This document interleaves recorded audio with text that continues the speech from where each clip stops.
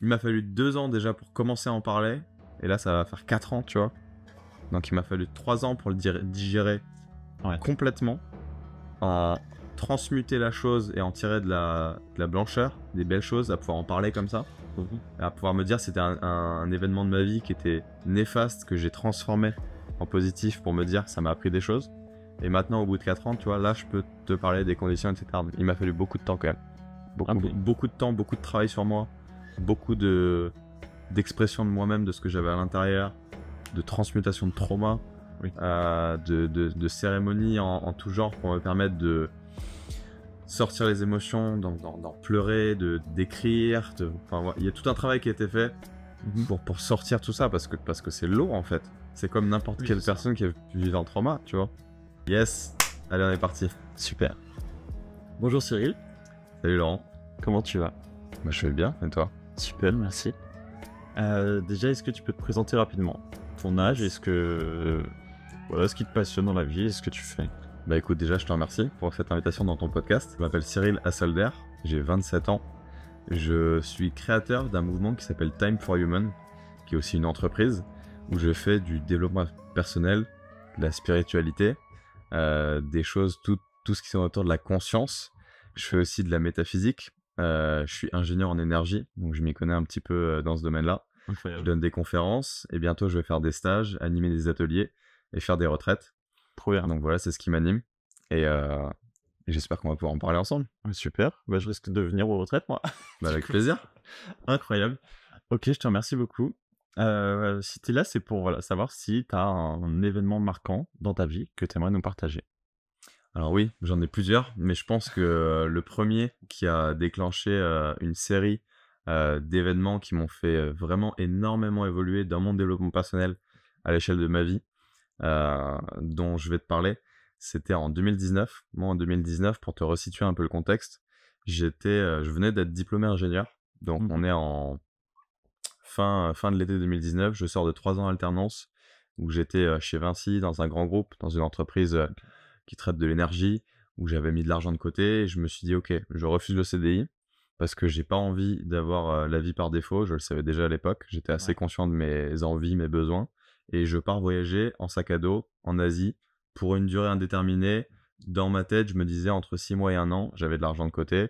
J'étais intrépide, j'avais du courage, j'avais envie de parler anglais, j'avais envie de rencontrer des gens, j'avais envie de me rencontrer moi-même. Donc c'était une quête de moi-même et une quête aussi de l'Asie que je n'avais jamais visitée, une quête du voyage en solitaire. Enfin, tu vois, il y avait énormément d'objectifs en un.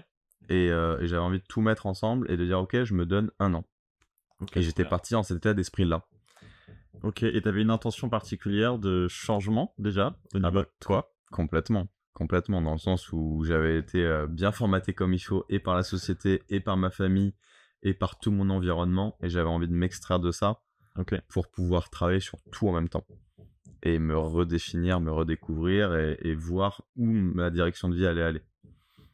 Donc ouais, l'intention était forte, et elle était consciente. Je comprends déjà à l'époque, tu vois, pour l'avoir vécu peut-être toi aussi, peut-être un peu dans le même style, tu vois, voilà. Donc à l'époque, j'ai 23 ans, je vais pas me répéter, mais les conditions sont celles-ci, et je pars un aller simple pour Bangkok, et je passe 2 mois en Thaïlande, où je visite le nord, le sud, je passe vraiment beaucoup de temps, je loue des scooters, enfin je me balade, etc. Je dors dans les auberges de jeunesse, je suis en vie, tout va bien, jusqu'au moment où je me retrouve au mauvais endroit, au mauvais moment, à Phuket, là où j'aurais jamais dû aller. Je venais du nord, j'ai pris un avion pour aller au sud, et dans une boîte de nuit, quelqu'un me met de la drogue dans un paquet de cigarettes dans la poche, et je finis en prison. Et en fait, c'était un piège organisé de la mafia, que j'ai compris après, parce que moi j'étais un peu jeune et naïf, blanc, un petit peu, tu vois, typiquement dans ma tête, c'était voilà la justice. Sauf que là-bas, il faut savoir, moi j'aime énormément ce pays, hein, je le respecte. C'est un pays qui est formidable, la Thaïlande, mais c'est un royaume. Il n'y a pas les mêmes lois qu'en France. Les lois sont assez corrompues, on va dire. Les policiers aussi.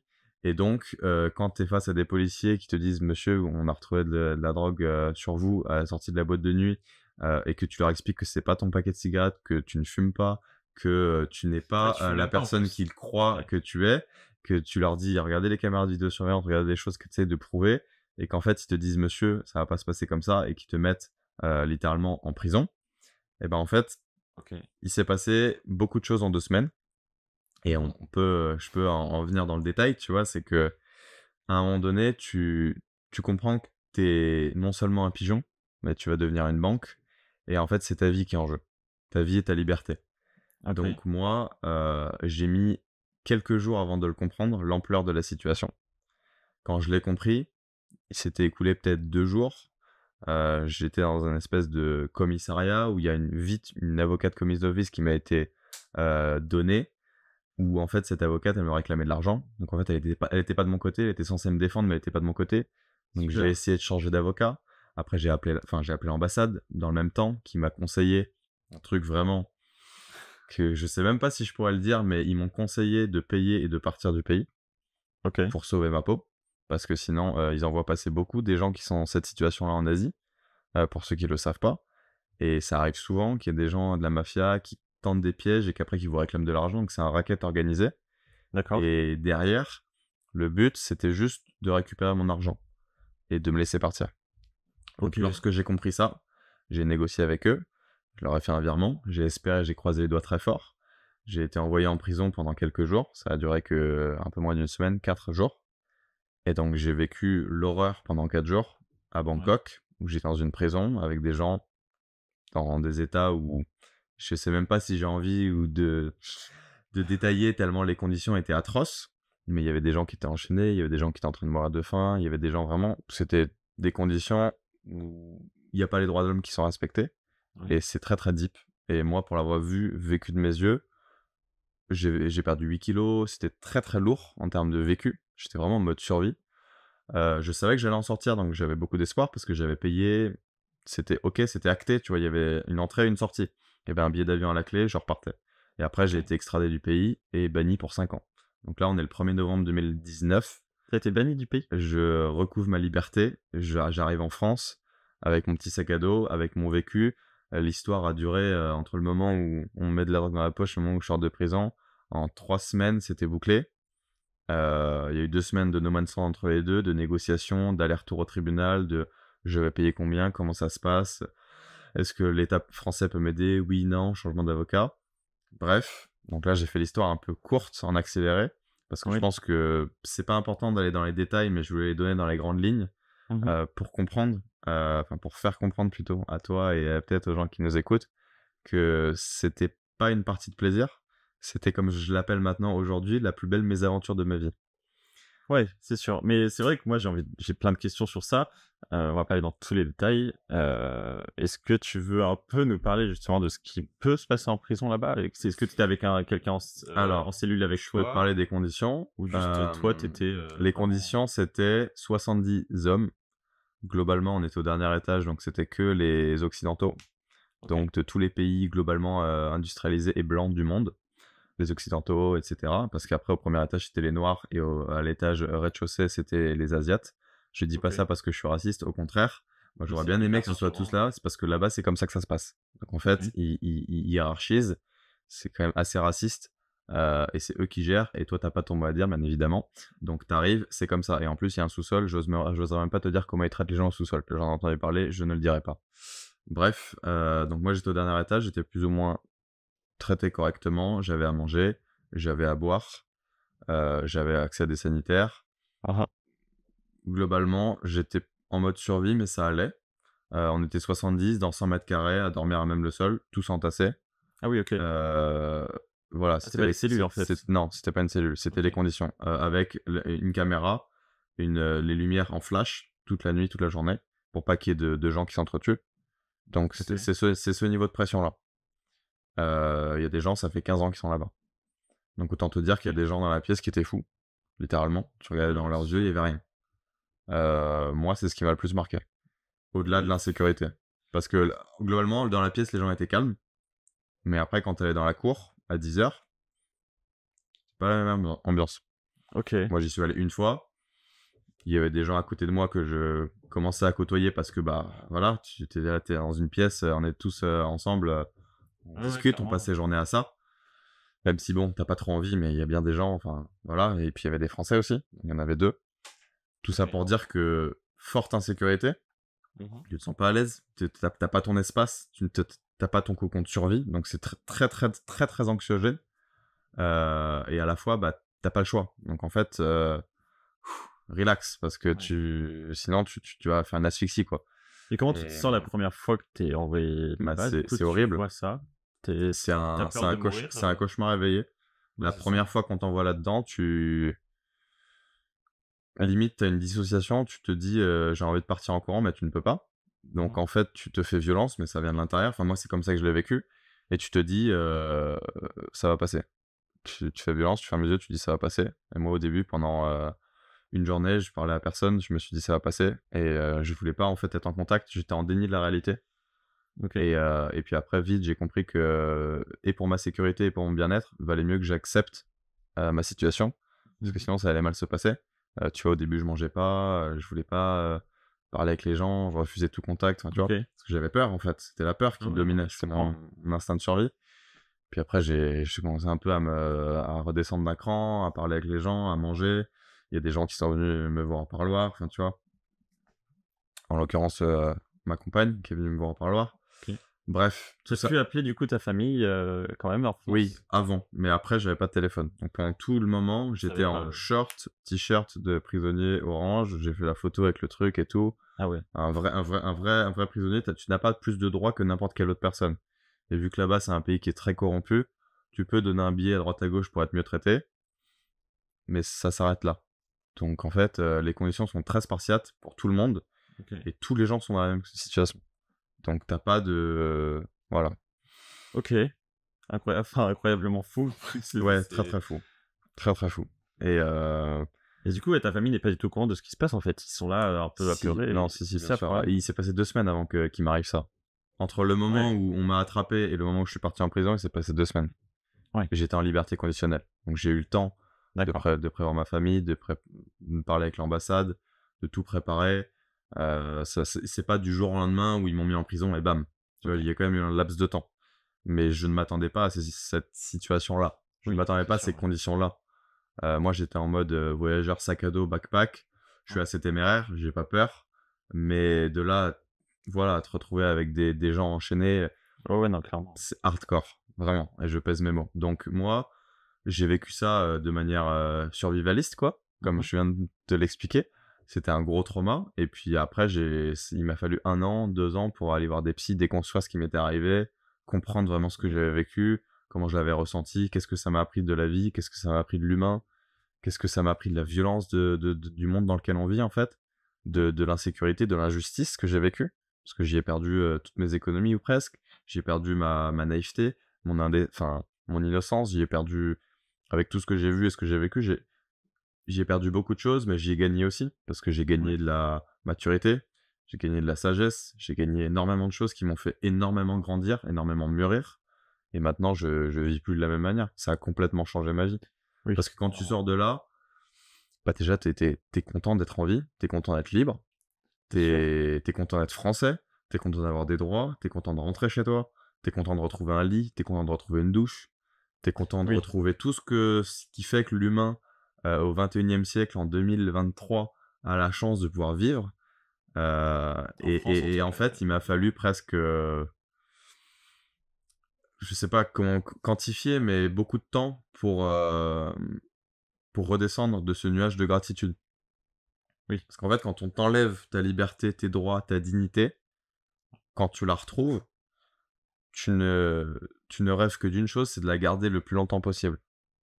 Tu vois ce que je veux dire? Et ça, c'est chevillé, ça vient de là. C'est profond. C'est pas là que ça se passe. C'est pas ton mental qui te parle, c'est tes tripes. Parce que c'est de la survie, tu vois. T'as perdu du poids, t'as eu peur pour ta vie. T'as eu peur vraiment pour ta vie. Donc en fait, c'est hyper deep. C'est comme si on t'avait envoyé, je fais un parallèle, mais dans la forêt quand t'avais dit survie, quoi. Et je sais pas si tu vas tenir la semaine. Moi, je l'ai un peu vécu pareil, tu vois.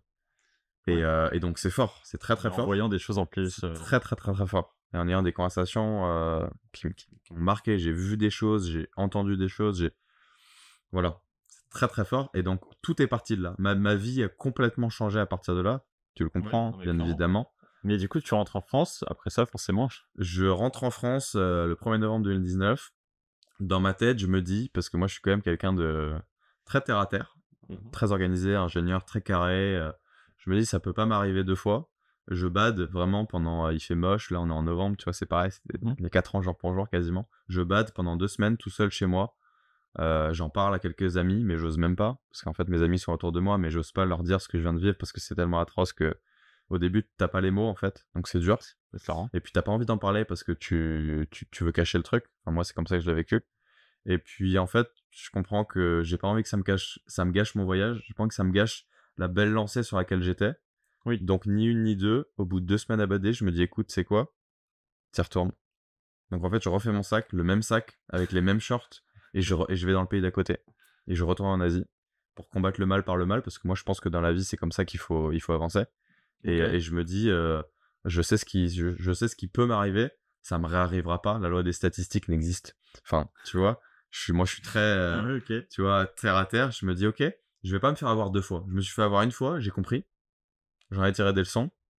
Je me ferai pas avoir 2 fois. Et puis j'ai envie de continuer mon voyage, j'ai envie de continuer à rencontrer des gens, j'ai envie de continuer à vivre mon rêve, j'ai envie de continuer à vivre mon aventure, à apprendre à parler anglais. Enfin, je suis reparti quoi. C'est fou quand même. Ni une ni deux, 2 semaines après j'ai repris un billet, je suis reparti.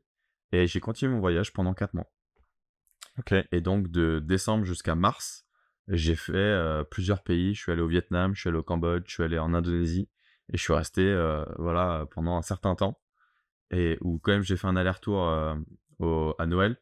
Donc j'ai fait un break, et après je suis reparti. Et après il y a eu le Covid. Et là je me suis rapatrié définitivement juste avant que Macron il dise c'est la guerre et qu'il ferme le pays, 5 jours avant. Je me rappelle très bien de la date, ça doit être le 12 de mémoire. Parce que c'est le 17 qu'on a été confiné, je crois. C'est vrai qu'on s'est raté de peu finalement. Hein, parce que c'est vrai, c'est marrant. Au Vietnam en novembre 2019. Donc... Ah, c'est drôle. Ouais, quoi, tu vois, nos chemins se sont croisés et maintenant on est ici sur ton canapé à discuter de ça. Et ma vie a complètement changé. Mais voilà, je pense que. Donc pour finir sur mon histoire, après la fin de ce voyage, j'ai clôturé cette partie sac à dos, voyage en Asie. Et puis je suis reparti sur une autre phase de vie en fait. Parce que il y a eu le Covid, ma vie a continué et je suis reparti sur autre chose. Ok. C'est fou ça. C'est fou déjà que tu sois reparti. Ouais. Moi, je pense que j'aurais été au fond de mon lit. Non, je sais pas, parce que je peux même pas m'imaginer, tu vois, mais... Je sais pas comment, ouais. Je sais que j'ai eu un peu peur quand je suis parti en Thaïlande la première fois, parce que j'ai fait pareil, j'ai pris un aller simple pour Bangkok. Donc... Ok. Mais après, je suis pas allé dans toutes les Pattaya, Phuket et tout ça, j'y suis pas allé. Moi, je t'avoue que la seule chose peut-être que je regrette, c'est que pendant 2 mois, j'ai vu des endroits de Thaïlande formidables, magnifiques, la plupart du temps au nord. Donc je suis allé Chiang Rai, Chiang Mai, Pai, des villages dans le nord. Je suis allé tout au nord, dans le triangle d'or, là, tu vois, à la frontière des pays, dans la jungle, avec un scooter. Je suis allé avec les locaux, j'ai fait plein de belles choses. Et puis après, je voulais voir le sud. Et en fait, c'est quand je suis allé dans le sud, j'ai pris un avion de Chiang Rai à Phuket. Et le jour d'après, c'est ce qui m'est arrivé. Okay. Et donc, en fait, j'aurais pas dû aller là-bas. Moi, c'était pas le style de voyage que je voulais. Mais bon, la vie en a décidé autrement. Non, et c'est ça t'a fait comprendre des choses, finalement. Et au final, je regrette pas ma mésaventure, comme je l'ai dit. Ouais. Parce que de toute manière, je pense, maintenant, avec le recul, avec la maturité que j'ai et avec un pied dans la spiritualité que j'ai, je comprends que sans cet électrochoc de vie, j'aurais pas fait tout ce que j'ai fait maintenant. Je serais pas devenu entrepreneur, j'aurais pas créé Time for Human, je serais pas allé au fond de moi-même, j'aurais pas vécu une renaissance, j'aurais pas vécu la gratitude, j'aurais pas compris tout un tas de choses. Et en fait, j'aurais pas eu la même vie. Donc en fait, merci la vie de m'avoir fait vivre ça, même si c'était très très très très dur et que je le recommande à personne, bien évidemment. Je le souhaite pas à mon pire ennemi. Mais ouais, merci la vie tout de même. Okay. Ça m'a appris énormément de choses. Et dans tous les cas, c'est dans les moments, je pense, les plus difficiles de notre vie, finalement. Ouais, bien sûr. Enfin, pour nous, hein, bien sûr. Où on va le plus grandir. Ça va être le pire et on va avoir très mal. C'est une évidence. Je pense que c'est pas une métaphore de dire que quand tu traverses l'obscurité, déjà au bout, tu vois la lumière. Parce qu'il y a toujours de la lumière au bout. Et je parle en termes métaphoriques, mais on se comprend. Quand tu sais que tu vas aller en prison, tu sais que tu vas en ressortir un jour, voilà, tu peux respirer à nouveau. Et puis en termes un peu spirituels plus profonds, évidemment, c'est là que t'apprends. C'est quand tu vas dans le dur, c'est quand tu vas dans le deep. Et puis après, moi, c'est assez ma personnalité. Je sais que je suis quand même assez... pas extrême, mais quand je fais un truc, je le fais à fond. Et donc, du coup, il faut que je vive, il faut que j'expérimente. Tu vois, mon human design, je suis générateur manifesteur. Pour ceux qui savent pas ce que ça veut dire, un peu, c'est mes énergies, c'est comment je fonctionne. J'ai besoin d'expérimenter. Et donc, la vie m'a fait expérimenter, pas comprendre des choses. Il fallait que j'en passe par là. J'en suis passé par là. Je suis content d'en être passé par là. Et maintenant, bah, je suis beaucoup plus serein. Tu vois, je fais confiance à la vie, je fais confiance à ma destinée. Et puis voilà, je pense que... Ouais, c'est fou comme histoire. Enfin, ça me choque. Ça te retourne. Ouais. Pour moi, tu sais, je l'ai raconté un peu, mais t'es la première personne à qui je le raconte comme ça de manière organisée, mais de but en blanc, où tu vas dans le fond des choses. Donc, non, mais je trouve ça fou. Et il m'a fallu 2 ans déjà pour commencer à en parler. Et là, ça va faire 4 ans, tu vois.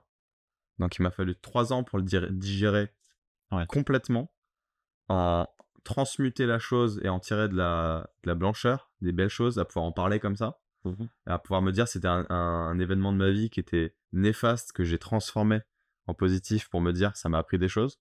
Et maintenant, au bout de 4 ans, tu vois, là, je peux te parler des conditions, etc. Il m'a fallu beaucoup de temps quand même. Beaucoup de temps, beaucoup de travail sur moi, beaucoup d'expression de moi-même, de ce que j'avais à l'intérieur, de transmutation de trauma, de cérémonies en tout genre pour me permettre de sortir les émotions, d'en pleurer, d'écrire. Enfin, il y a tout un travail qui a été fait pour sortir tout ça, parce que c'est lourd en fait. C'est comme n'importe quelle personne qui a pu vivre un trauma, tu vois. Clairement. Et... Ah, mais c'est toujours long. Et c'est long, ouais. C'est juste qu'il faut s'en servir après en s'en plaint, entre guillemets, et dire, ok, exactement. Qu'est-ce que j'en ai ressorti? Exactement. Finalement. Ok, j'aime beaucoup. C'est tellement fort ce que j'avais vécu que il y a un temps pour vivre les choses, il y a un temps pour digérer les choses, il y a un temps pour exprimer les choses, et il y a un temps pour transmuter, et voilà. Et tout ça, ça prend des années. Oui.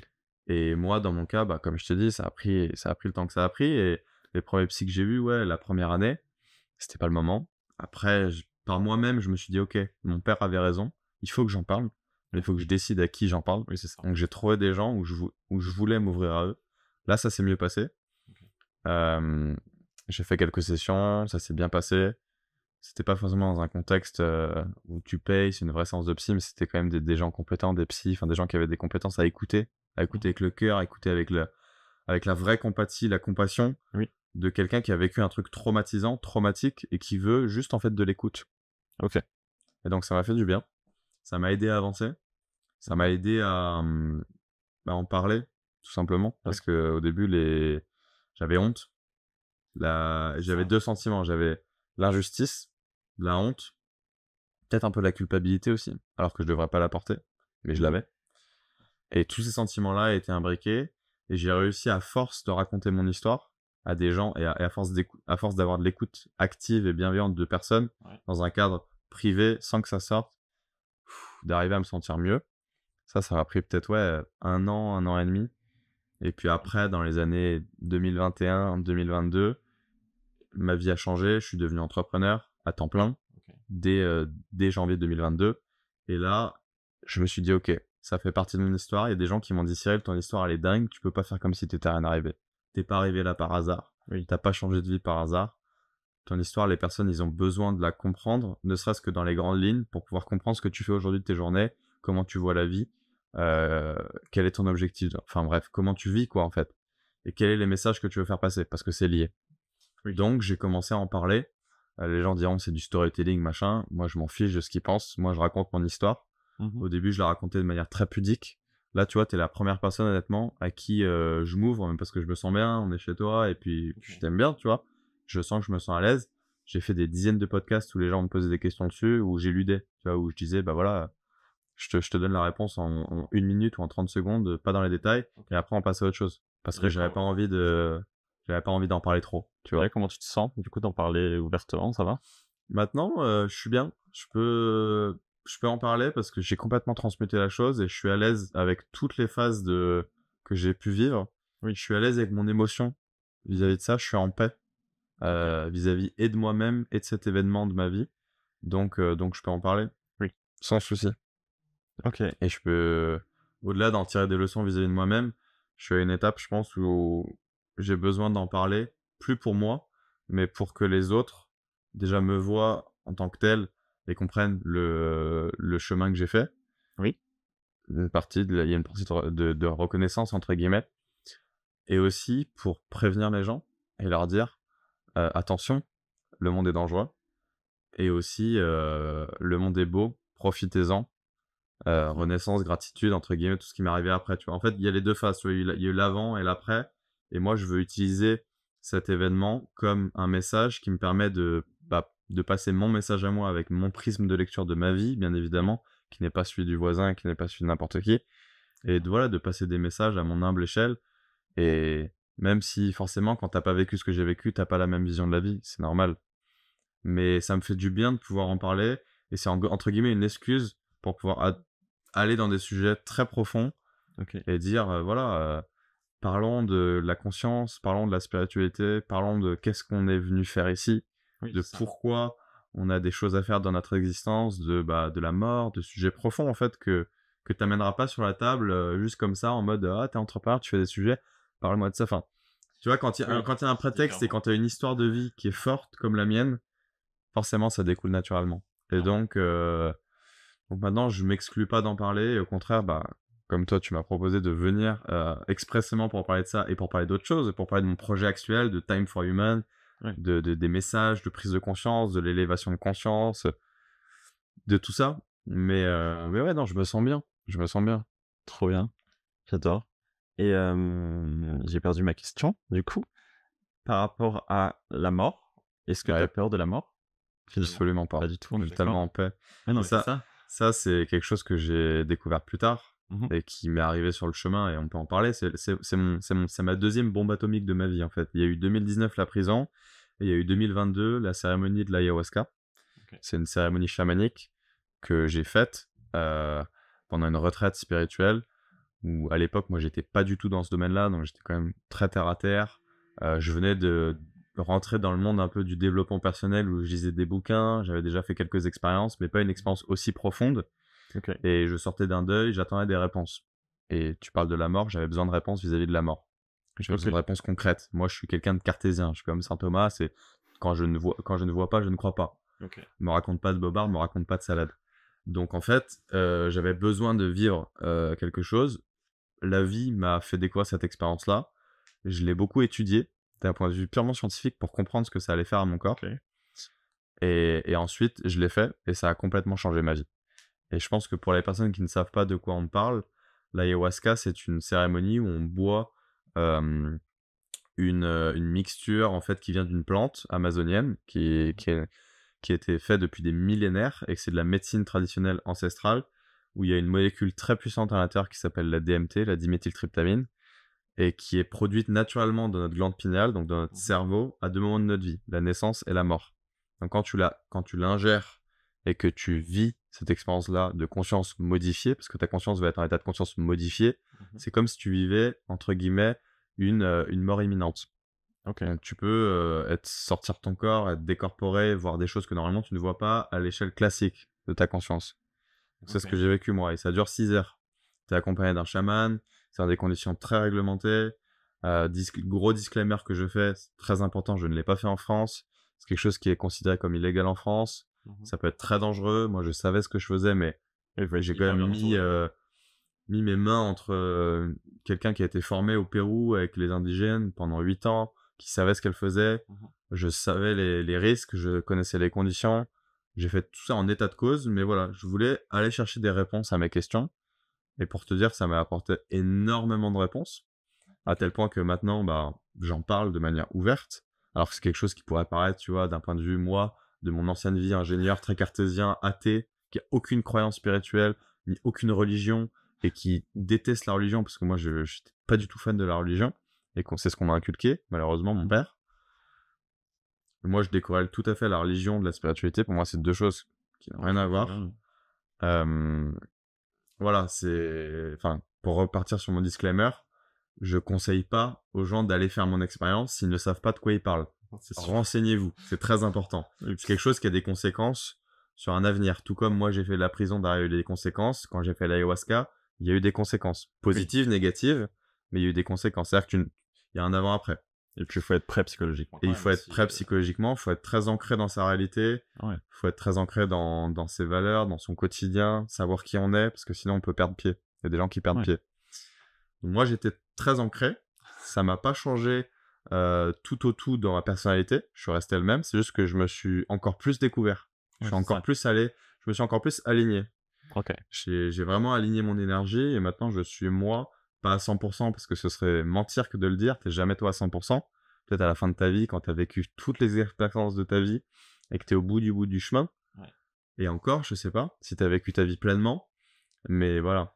C'est ça. Et bah on peut en parler de l'ayahuasca, hein. Je pense que toi, je sais pas si tu connais un petit peu. Je connais de nom, Ouais. je connais les effets. Après, j'en ai jamais fait de cérémonie. Ok. Parce que je pense que, comme tu dis, il faut être bien ancré, bien aligné, et il faut avoir une intention quand même très précise. Bien sûr. Très forte.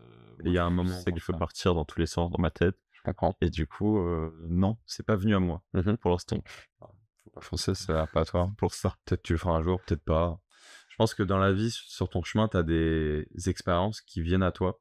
Que certaines où t'as pas le choix, certaines où t'as le choix. Moi, j'en ai eu une où j'ai pas eu le choix, la prison, une où j'ai eu le choix, l'ayahuasca. Les deux, je les ai fait en conscience. Enfin, j'étais là, j'étais pleinement là, je les ai pleinement vécues. Les deux, elles m'ont permis de grandir. Et j'en tire des conclusions complètement différentes, mais ça m'a fait évoluer. Et maintenant, je l'ai plus pareil. Ouais, c'est ça. Et les expériences de vie fortes font ouais, une très fortes. Différente. Mais si tu les conscientises aussi. Exactement. Il faut les intégrer et les conscientiser. Faut pas, je pense, se rabattre sur j'ai pas de chance, etc. Et puis au final, continuer sa vie, il faut justement intégrer, comme tu l'as expliqué tout à l'heure. Bien sûr. Et pour les gens, justement, qui veulent voyager, alors avec ton expérience, forcément, alors moi j'ai voyagé 2 ans, tout s'est bien passé, heureusement. Mais tu leur conseilles quand même de voyager, on est d'accord? Juste de bien sûr, le voyage, c'est la découverte de soi et du monde. Pour moi, c'est le plus bel acte de développement personnel que tu puisses faire, c'est le voyage. Honnêtement, parce qu'en fait, t'es tellement chamboulé dans ton quotidien, dans ton environnement, dans ce que tu fais au quotidien, minute après minute, heure après heure, de bouger d'environnement, de devoir parler à des gens, c'est pas ta langue, c'est pas ta culture, tu comprends rien, t'es en action, t'as pas le choix, t'es obligé d'évoluer. Oui, c'est ça. L'environnement te force à évoluer. Et en plus, toi, quand t'as du temps, tu peux travailler sur toi-même, ton rapport à toi, ton introspection, comprendre qu'est-ce que tu fais là, est-ce que t'as une intention? Si oui, comment tu la gères? Est-ce que tu as des attentes? Normalement, tu devrais pas en avoir, parce qu'il faut pas avoir d'attentes dans la vie, mais bon, on en a tous. Ouais, se laisser aller, se laisser porter. Ouais, lâcher prise aussi, tu vois. S'extraire de l'environnement, de la France qu'on connaît, productiviste, de dire chaque jour il faut faire des choses, etc. Non, la vie, c'est aussi de prendre des temps morts, un break, un vrai break, où tu prends le temps de te poser des questions profondes sur ta vie, ta famille, ton travail, qu'est-ce qui t'anime dans la vie. Si demain tu meurs, qu'est-ce qui se passe? Enfin, des vraies questions profondes, quoi. Et de rediriger ta vie vis-à-vis de comment tu veux la mener, où est-ce que tu veux aller, et comment tu as envie de vivre ton expérience humaine, en fait. C'est vraiment des questions très philosophiques, mais après, je conseille pas aux gens d'aller autant en profondeur que moi, parce que chacun met le curseur là où il veut. Oui, et je suis personne pour dire vous devez faire ça. Mais c'est un bon conseil de voyager. Ouais. Et même d'aller voyager un week-end en solo ou pas, à l'autre bout de la France, c'est un bon conseil aussi. T'as pas besoin d'aller à l'autre bout du monde, comme toi et moi on l'a fait, en solo, en sac à dos, en mode vachement téméraire et tout. Ça peut faire peur. Faut pas suivre ses peurs, faut pas aller droit dans sa peur, faut jauger. Mais ouais, voyager, c'est la plus belle chose qui me soit arrivée de ma vie. Ouais. Si j'avais pas pris ce billet d'avion pour aller à Bangkok, tout ce que je viens de te dire là, je l'aurais pas vécu. Donc en fait, je serais peut-être encore en CDI, dans une boîte, à vivre un petit train-train quotidien, et j'aurais pas bougé d'un iota. Ouais, et il se serait écoulé 4 ans et je serais la même personne, alors que maintenant j'ai eu de multiples renaissances. Ouais, t'auras pas la crise de la cinquantaine. Je pense que la crise de la quarantaine, je l'ai vécue à 24 ans, donc 23 ans. Donc je pense qu'en fait, toutes ces questions-là, je me les suis posées, et j'ai été confronté à ça, et j'ai dû les gérer, et donc j'ai évolué peut-être plus vite. Oui. Et en condensé, ce que moi, dans mon chemin de vie, j'aspirais à faire, parce que je suis assez impatient et j'ai envie d'évoluer vite sur moi, et j'aime le développement personnel. Ouais. Donc je l'ai un peu aussi choisi et voulu. Tout ce que tu fais, à une échelle plus haute, pas forcément dans ton esprit, mais dans ta conscience, tu le conscientises et tu le choisis. Tu es d'accord avec ce qui se passe dans ta vie. Oui. Donc, c'est que tu l'as demandé aussi. Mais peut-être c'est ton inconscient qui te le demande. Donc tu le sais pas, mais t'es dirigé. C'est ton corps qui te pousse à faire des choses où tu comprends pas quelles en sont les raisons, mais tu le fais quand même. T'as des patterns comme ça. Moi, je pense que je suis toujours constamment en mouvement vers cette évolution personnelle qui me tire vers le haut. Ok. Mais je trouve ça important de le faire maintenant.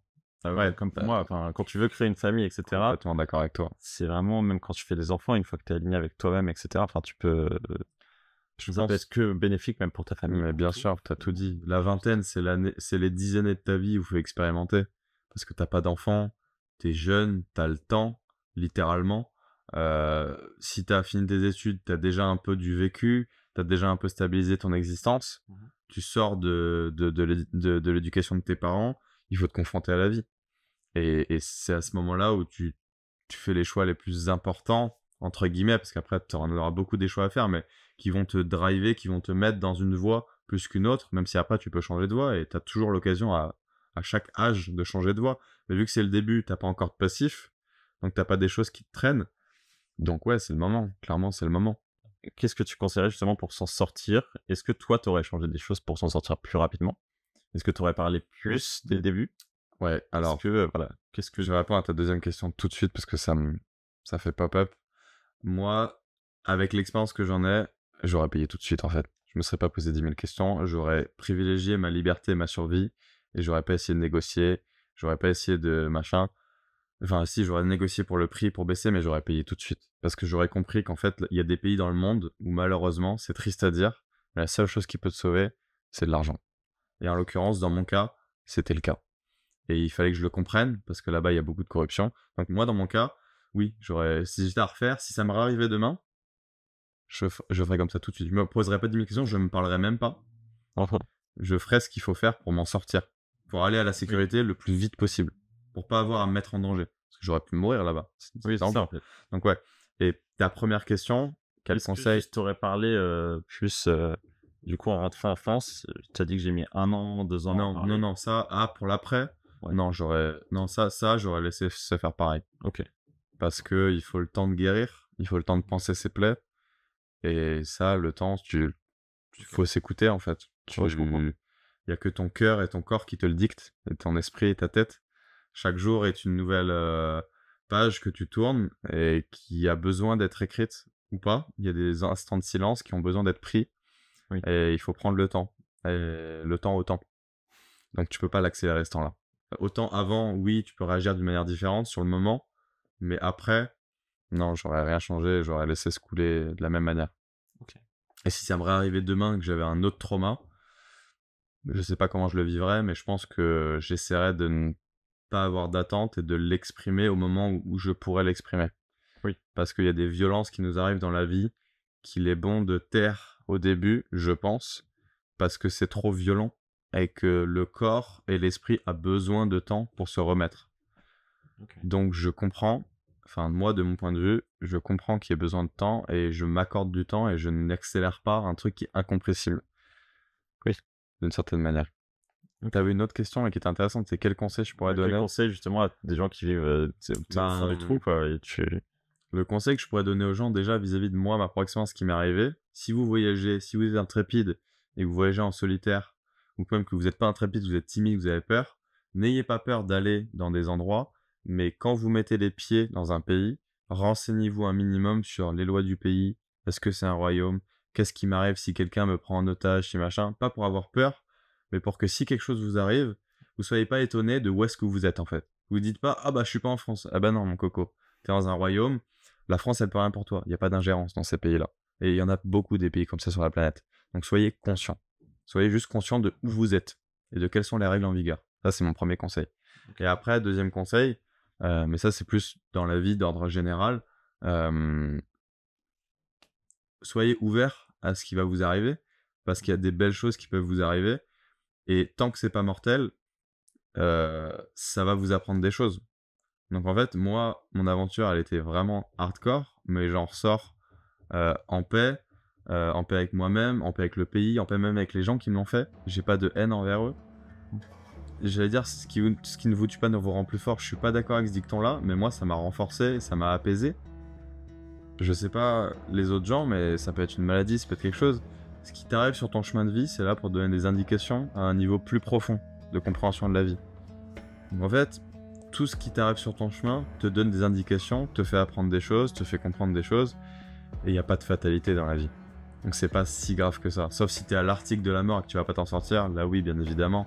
Mais moi, si je sens que je suis en bonne santé et que je peux continuer, bah voilà. Donc soyez optimistes, soyez courageux, faites face, et n'ayez pas d'attente sur le futur, parce que il peut vous arriver des belles choses et que des fois tu vis des traumas, mais en fait l'année prochaine ça va être une renaissance, il va t'arriver plein de belles choses et tu vas comprendre plein de choses sur la vie, tu vas rencontrer plein de nouvelles personnes, ça va t'ouvrir l'esprit, ça va t'ouvrir le champ des possibles, et ça tu peux pas le savoir, tu peux pas savoir de quoi demain est fait, donc faut faire confiance à la vie tout de même, mais être méfiant sur où est-ce que tu te trouves et quelles sont les règles du jeu.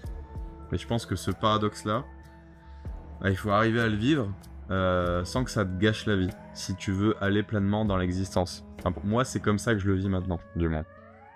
Je sais pas si j'ai été clair. Je sais pas si tu comprends ce que je veux dire par là. J'intègre cette information. Ok. Merci beaucoup, Avec plaisir. Cyril. Et bravo pour tout ce parcours incroyable. Merci à toi.